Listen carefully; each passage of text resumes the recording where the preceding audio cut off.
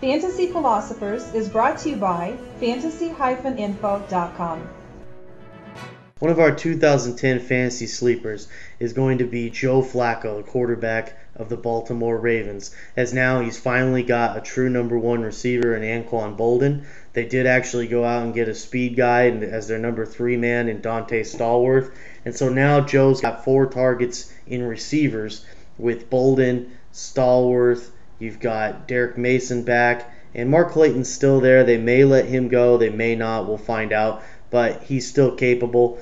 At the same time, they've also got Todd Heap at tight end, and then they drafted 2 nice tight ends in Ed Dickson, and especially I really like Dennis Pitta. They got him in the 4th round, but I really love his hands, his ability to catch the football. And then for fantasy, that's going to help Joe Flacco to have all those weapons, plus you couple in having a Ray Rice who's got really good hands out of the backfield. And this is one nice team to have all around you. And not to mention that he's got a really nice offensive line, so that he can have that time to throw the ball to find all those targets. Beyond having those targets, let's look at his numbers from just his 2nd year in the league. Remember, again, last year, and his 2nd year as a starter, he started right away. He went from jumping up from about his rookie year, he threw for about just over 2,900 yards.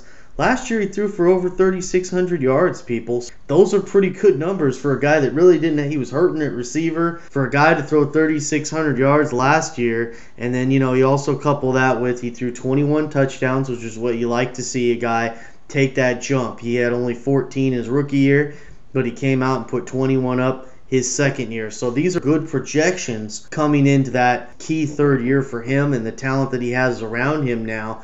This is very reasonable to think that this is a guy that could definitely go over, I think, 3,800 yards passing and get in the upper side, around 28 touchdowns or so this season. So look for Joe Flacco as a nice sleeper quarterback.